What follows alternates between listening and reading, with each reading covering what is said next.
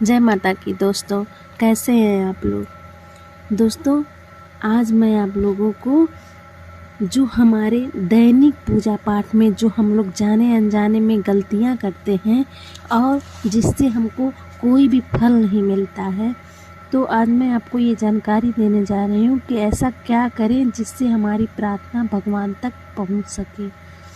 तो दोस्तों, हम लोग सिर्फ माध्यम बन सकते हैं, मतलब जैसे कि कहते हैं कि हम लोग पूजा करना हम लोग का काम है, तो हम लोग पूजा कर सकते हैं।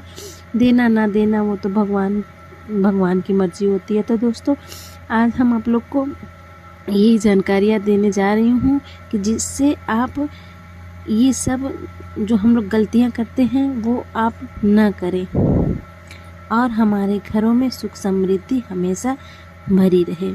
दोस्तों, हम लोग जानते हैं कि घर के मंदिर में दिया जला लेना या फिर भगवान के मंदिर जाके जल चढ़ा लेना या फिर उनको पूजा पाठ सामग्री भेंट कर देना, ये पूजा है।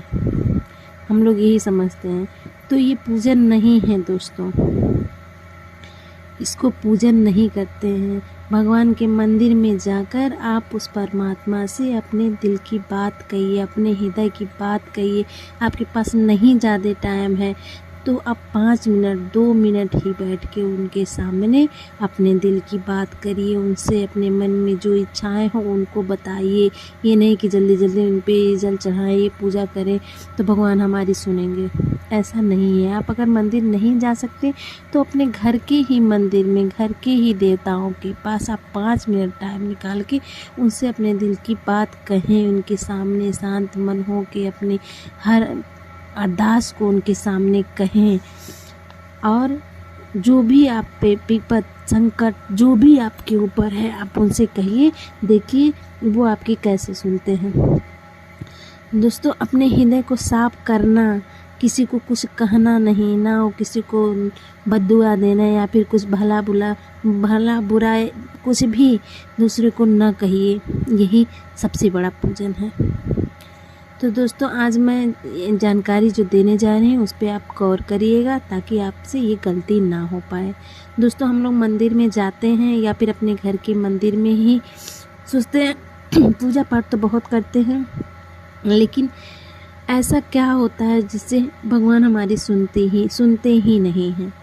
तो दोस्तों, हम लोग अपने घर से दिया लेके जाएंगे, घी लेके जाएंगे, रुई लेके जाएंगे, सब चीज़ पूजा की हर सामग्री लेके जाएंगे कि हम लोग मंदिर में जा रहे हैं। घी का दिया भी लगा रहे हैं, तेल का दिया भी लगा रहे हैं। भगवान जो हैं उस चोर को कुबेर बना दिए, हमारी क्यों नहीं सुनता। तो दोस्तों, हमारी सबसे बड़ी गलती यही है कि भगवान हमारी क्यों नहीं सुनते हैं। तो हम लोग सब चीज़ लेके जाएंगे, लेकिन हम लोग एक दिया नहीं लेके जा पाते हैं। दिया जो वहीं रखा रहेगा वही दिया हम उठाते हैं, उसी में अपना घी, अपना बाती, अपना हर चीज़ लगा के उसी दिए को जला लेते हैं। क्या आपने कभी ये सोचा कि वो दिया तेल का है या घी का है? दोस्तों, अगर घी का दिया है तभी उसमें घी जलाइए, नहीं तो उसका फल हमको नहीं मिलता है। तेल के दीपक में जो तेल वाला दिया रहता है उसमें तेल का बाती लगा के उसको जलाया जाता है, और जो घृत का रहता है उसको घी डाल के लगाया जाता है। हम लोग यही गलती करते हैं कि हम लोग हर दिए में हर चीज़ डाल के जला देते हैं। तो ये तो हमारी सबसे बड़ी गलती हो गई, और ऊपर से कहते हैं भगवान हमारी सुनते ही नहीं हैं। तो भगवान जो हैं वो तो बैठे ही हैं हमारे भंडार भरने के लिए, हमारा कल्याण करने के लिए। हो सकता है दोस्तों हमारी ही गलती हो जो हम सब अपने घर से एक दीपक नहीं ले जा पाते हैं। दोस्तों, आप ये गलती कभी मत करिए। अगर आप मंदिर कभी जा रहे हैं तो आप अपने पास से दीपक ज़रूर ले जाइए, और उसका विधान भी है। भगवान की पूजा करने या फिर उनको जल चढ़ाने का जो विधान है वो भी एक विधान होता है उसको करने का। जैसे हम लोग बेलपत्र चढ़ाते हैं तो एक बेलपत्र चढ़ा दिए, 2 बेलपत्र चढ़ा दिए तो उससे कुछ नहीं होता, वो तो पूजे में माना ही जाएगा। लेकिन अगर हम लोग कोई कामना करके बेलपत्र चढ़ाते हैं तो उसका एक विधान होता है। जैसे 11 बेलपत्र हुआ या फिर 21 बेलपत्र हुआ, तो जो लास्ट वाला बेलपत्र होता है उस पे हम लोग कुछ न कुछ भेंट करते हैं, चाहे चंदन हुआ या फिर मिश्री ही क्यों न हुआ, शहद ही क्यों न, या गुलाल हुआ, कुछ भी लगा के लास्ट वाले बेलपत्र पे हम लोग अपनी कामना करके भोले बाबा को चढ़ाते हैं।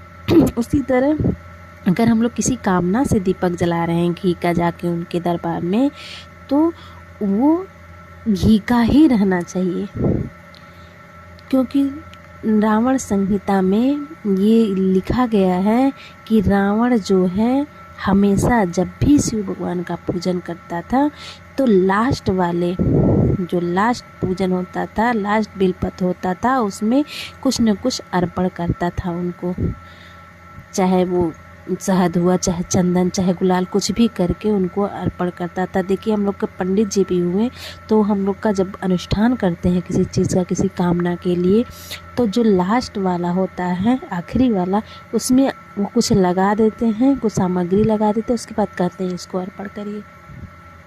तो इसीलिए अगर कुछ कामना लेके आप करते हैं तो उसका एक विधान होता है, जिस विधान से करना है उसी विधान से हमको करना है दोस्तों, तभी उसका फल हमको मिलता है। जैसे कि शंकर भगवान को जल चढ़ाने का भी एक विधान है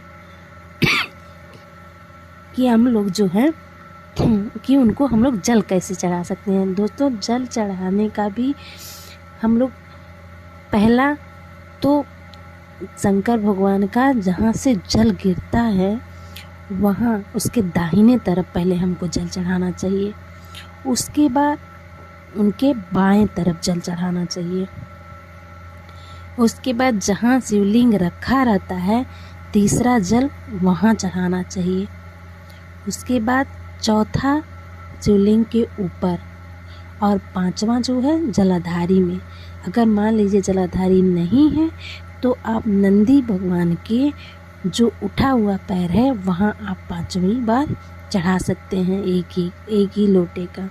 ये हो गया भोले बाबा को जल चढ़ाने का वो प्रक्रिया जो कहते हैं हम लोग।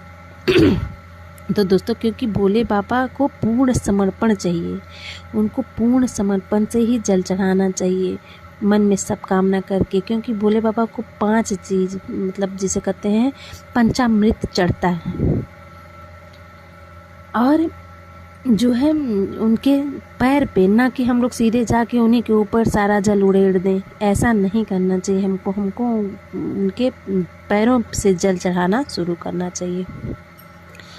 और जो 5 चीज़ भोले बाबा को चढ़ता है वो तो आप सब लोग जानते हैं, पंचामृत जिसको कहते हैं, दूध, घी, शक्कर, दही और शहद, ये सब जो चढ़ता है, ये 5 चीज़ें जो हैं चढ़ती हैं। इसीलिए 5 बार प्रक्रिया से भोले बाबा को जल चढ़ाना चाहिए, उनके पैरों से शुरू करना चाहिए जल चढ़ाना। दोस्तों आप यकीन नहीं मानेंगे कि आप ऐसा करके देखिए, भोले बाबा बहुत ही भोले हैं, आपकी हर मुराद पूरी करेंगे दोस्तों।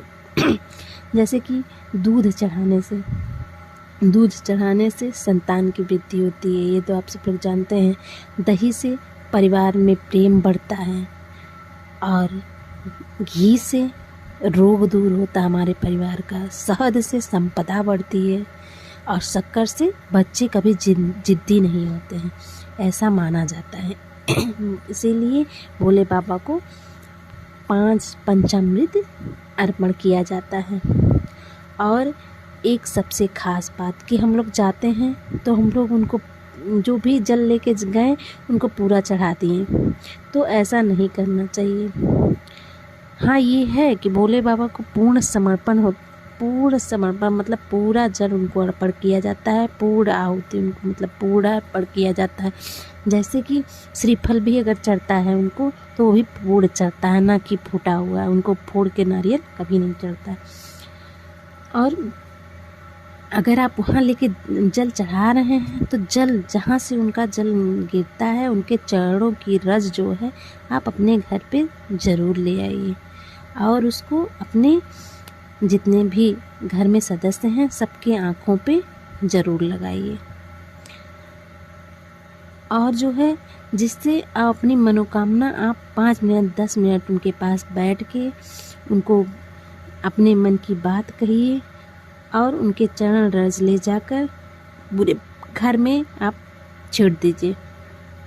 दोस्तों, भगवान ये कहते हैं कि तुम मेरे पास आओ, लेकिन कुछ मांगो मत, मांगना मत, कुछ मत मुझे, मतलब मुझे कुछ देना भी नहीं, मेरे चरणों की रज ले जाओ और उससे पूरे घर में संपदा भरना मेरा काम है। आप उनके चरणों की रज ले जाइए और अपने घर में छींटिए उसको।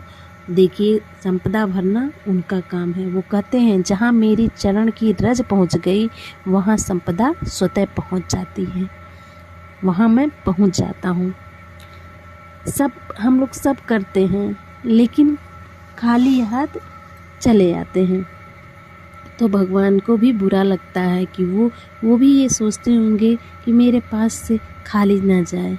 तो आप 2 ही बूंद उनके चरण रज जरूर लेकर आइए, 2 ही बूंद ले जाइए, लेकिन ले जाइए, जिससे उनको भी ये लगे कि हाँ, ले तो आया पूरा, लेकिन खाली हाथ नहीं गया, कुछ न कुछ मेरे पास से भी वो ले गया। और देखिए आपके घर में कैसे संपदा बढ़ती है।